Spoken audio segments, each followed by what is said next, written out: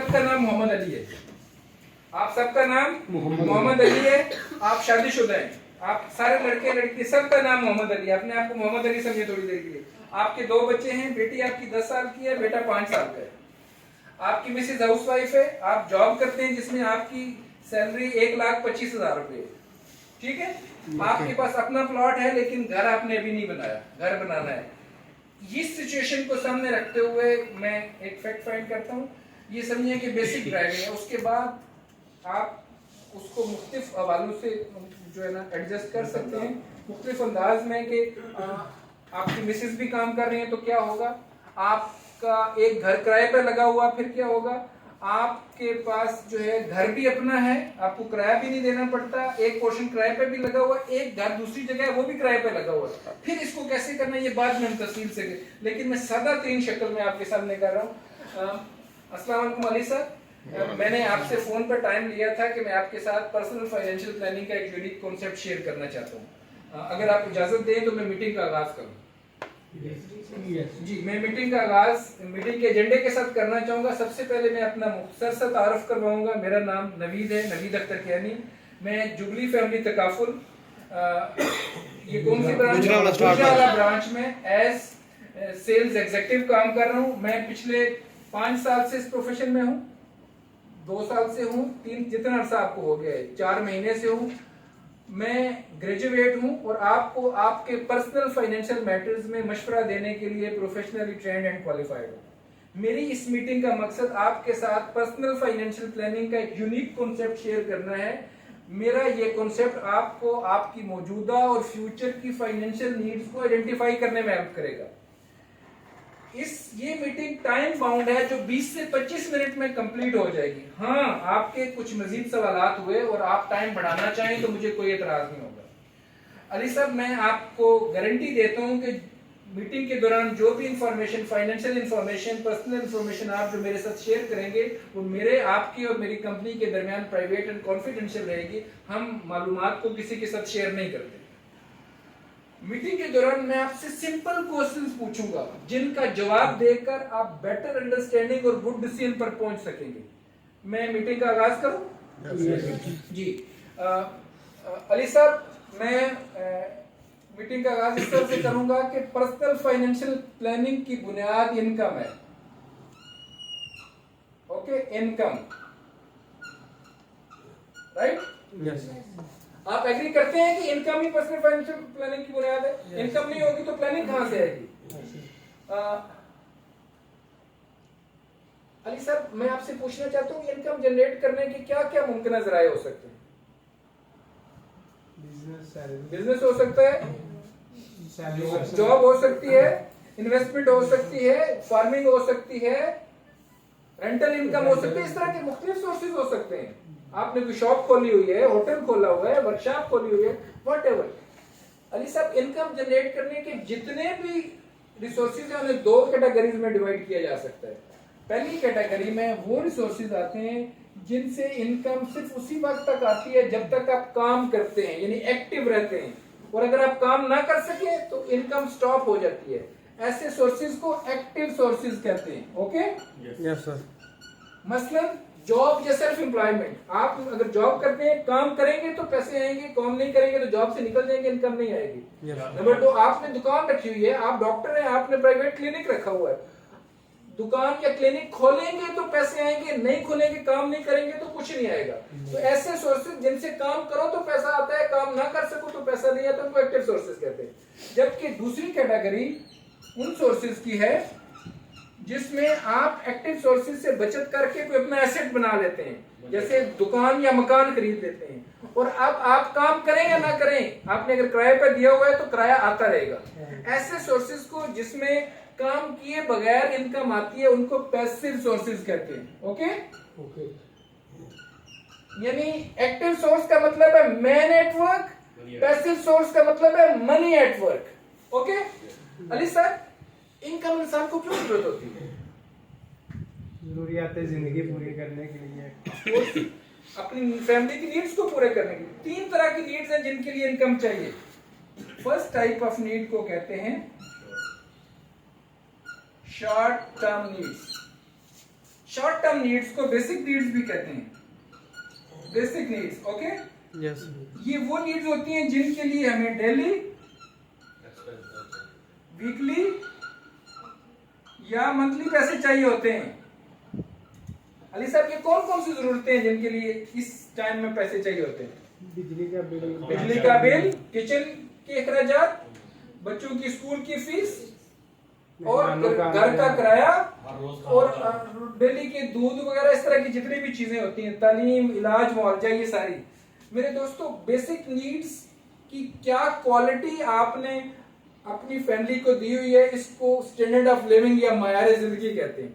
मतलब आप एजुकेशन किस लेवल की बच्चों को दे रहे हैं, किस लेवल की रहायश आपने दी हुई है, मेडिकल फैसिलिटी किस लेवल की है, इसके मुताबिक आपका स्टैंडर्ड ऑफ लिविंग तय होता है या मायार जिंदगी तय होता है।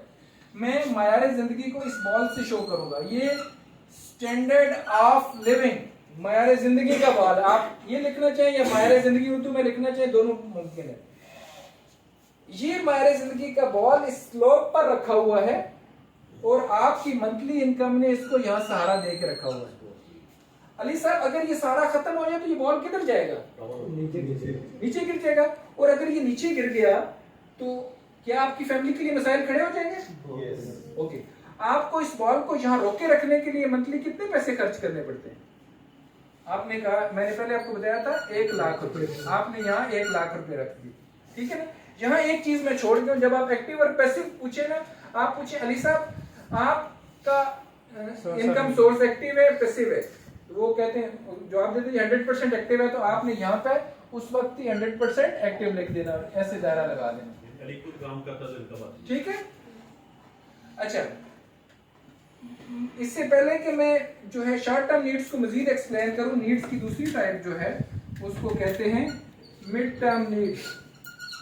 मिड टर्म नीड्स वो नीड्स होती हैं जिनके लिए शॉर्ट टर्म नीड्स की तरह डेली, वीकली और मंथली पैसे नहीं चाहिए होते, कई सालों बाद चाहिए होते हैं, लेकिन ज्यादा मिकदार में चाहिए होते हैं। लाइक बच्चों की हायर एजुकेशन, ठीक है, उनकी शादियां, वेडिंग्स, और तीसरा आपके विश लिस्ट।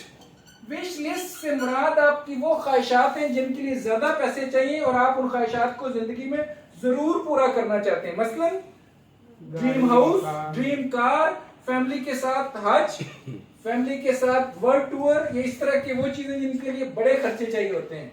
यहां मैं आपसे पूछना चाहता हूं कि आपकी विश लिस्ट में टॉप प्रायोरिटी पे क्या विश है आपकी? गाड़ी। आपने अभी, मैंने आपको बताया था कि उसके पास प्लॉट है, घर नहीं बना हुआ, तो क्या होगी उसकी? अपना घर। तो आपने यहाँ लिख देना हाउस, ठीक है, हाउस लिखा और उसको एन सर्कल कर दिया। अली साहब, मैं यहाँ रुक कर आपकी फैमिली की डिटेल जानना चाहूंगा। आपके कितने बच्चे हैं? ये आप है, दिस इज यू। कितने बच्चे हैं? 2। बड़ा बेटा है, बेटी? बेटी है। बेटी का ये साइन बनाना है, ये वाला, ये मैंने कहा बेटी 10 साल की है और दूसरा बेटे का ये साइन बनाना है, ये बेटा 5 साल का है। अली साहब, आपकी मिसेज का ये साइन जैसे बेटी का बनाया है, ये साइन।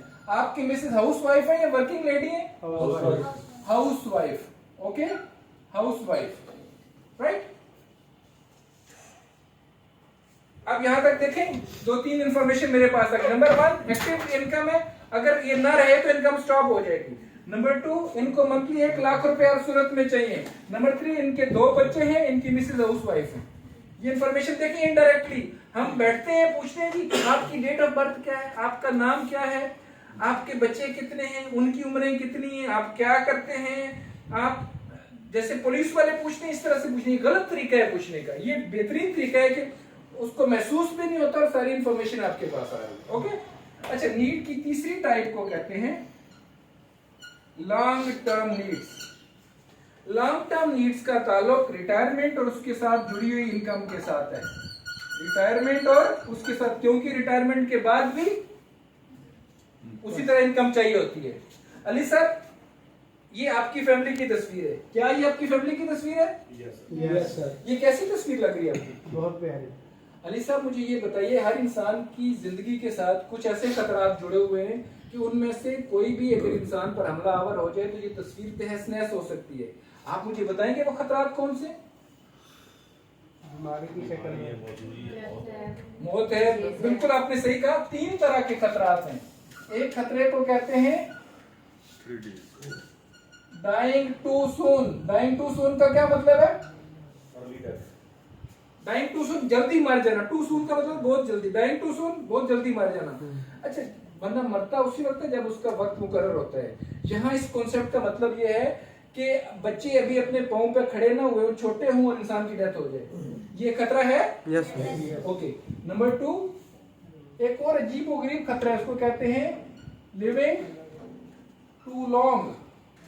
लिविंग टू लॉन्ग का मतलब है लंबी उम्र पाना लेकिन खर्चने के लिए पास पैसे ना हो। क्या ये खतरा है? यस ओके, और तीसरा है becoming disable due to death, due to disability और डिजीज। एग्रीड?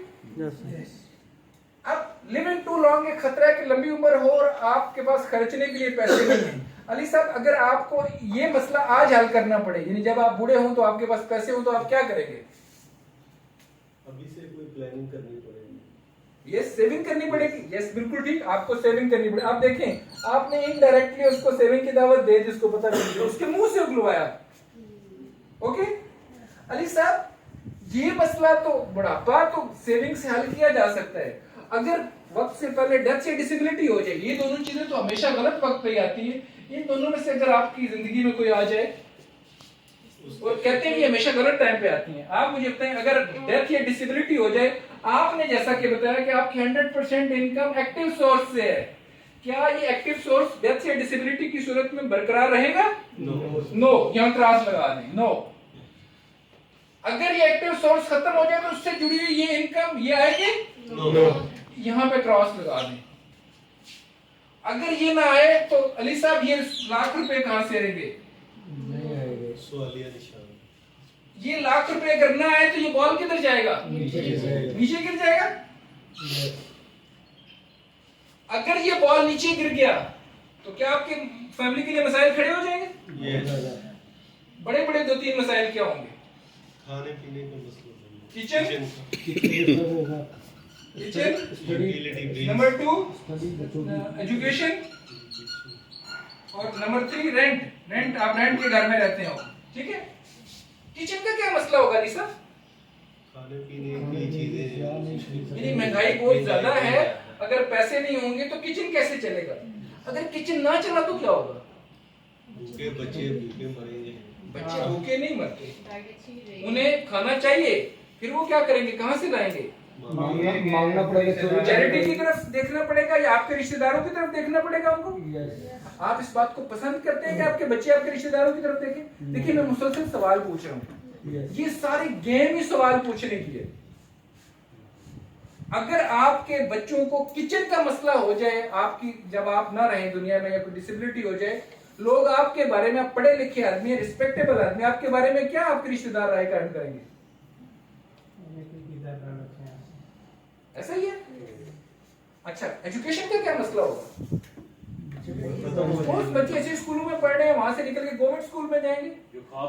जो ख्वाब आपने एजुकेशन के हवाले से बच्चों के लिए सोचे थे गवर्नमेंट स्कूलों में, वो पूरे हो सकेंगे? अगर ना पूरे हुए तो आपको अपने बच्चों का मुस्तकबिल कैसा दिखाई देता है? आप फिल्म चला रहे हैं उसके ज़हन में, आप समझ रहे हैं मेरी बात? आपको अपने बच्चों का मुस्तकबिल कैसा दिखाई देता है उस बिलो एवरेज एजुकेशन के साथ? डार्क। आप डार्क मुस्तकबिल अफोर्ड कर सकते हैं अपने बच्चों के लिए? आप सोच सकते हैं कि आपके बच्चों का मुस्तकबिल तारीख हो जाए? क्या आप सब कुछ सिर्फ बच्चों के लिए नहीं कर रहे? तो ये क्या बड़ा शदीद मसला नहीं है कि बच्चों की एजुकेशन का मसला बन जाए? आप रेंट का मसला बता रहे हैं, रेंट का क्या मसला होगा? घर से निकाले जाएंगे। कितने महीने तक टेनेंट जो मालिक मकान है वो बर्दाश्त करेगा? 1-2-3 महीने। उसके बाद क्या होगा? घर खाली कर दे, घर निकाल देगा, घर से बाहर निकाल देगा। सामान किधर जाएगा? वो भी निकाल देगा। आपकी फैमिली में कोई है जो आपके बच्चों को सम्मान समेत हमेशा के लिए अपने साथ एडजस्ट कर ले? तो फिर बच्चे कहाँ जाएंगे? आप थोड़ी देर के लिए अपने आप को अली साहब समझें, बच्चे कहाँ जाएंगे? आपने कभी सोचा?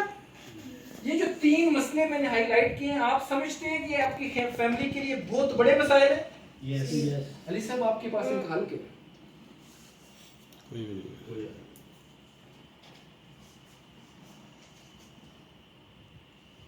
आज तक आपने इनको हल क्यों नहीं किया?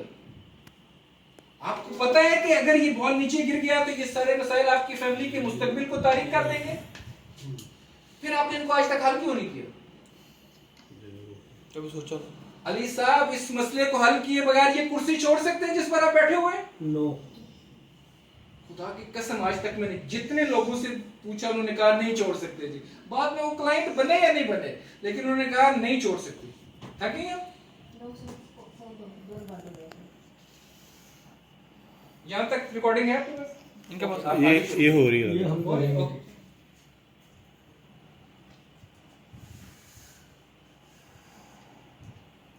इट मींस ये बॉल नीचे गिरना बड़ा सीरियस इशू है।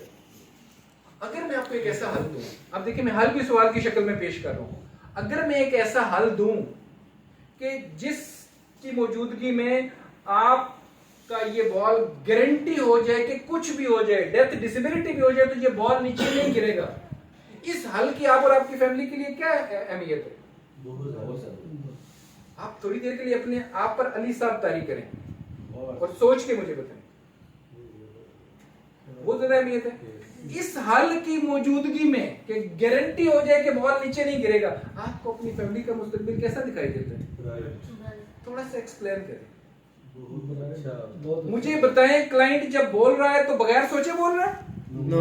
उसके जहन में पूरी फिल्म चलेगी या नहीं चलेगी? अली साहब, इस हल को खरीदने के लिए आपके पास डिस्पोजेबल इनकम है? वो पूछेगा डिस्पोजेबल इनकम क्या होती है? डिस्पोजेबल इनकम ये होती है कि ये जो आपका लाख रुपए खर्च करने के बाद आप कुछ बचा पाते हैं। वो कहते हैं हाँ जी मैं तकरीबन 25,000 बचा लेता हूँ। आपने यहाँ कहीं लिख दिया 25,000। इट मींस इनटू 12 कितने बच गए? 3 लाख। 3 लाख। सर आपके पास 3 लाख रुपए बचाने की सलाहियत मौजूद है सालाना, लेकिन आप एवरेज कितना बचा लेते हैं? कहते हैं जी मैं 2-1 लाख तो बचा लेता हूँ। आप लिखें 2 लाख। ओके, आप मुझे ये बताएं इस 2 लाख में से इस मुकम्मल हल को खरीदने के लिए आप कितने पैसे स्पेयर कर सकते हैं? वो कहते हैं इसमें से मैं 1 लाख दे सकता हूँ। क्या मतलब? 1 लाख प्रीमियम दे सकता है।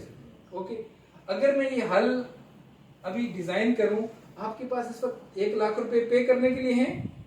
अली साहब कहते हैं जी हैं।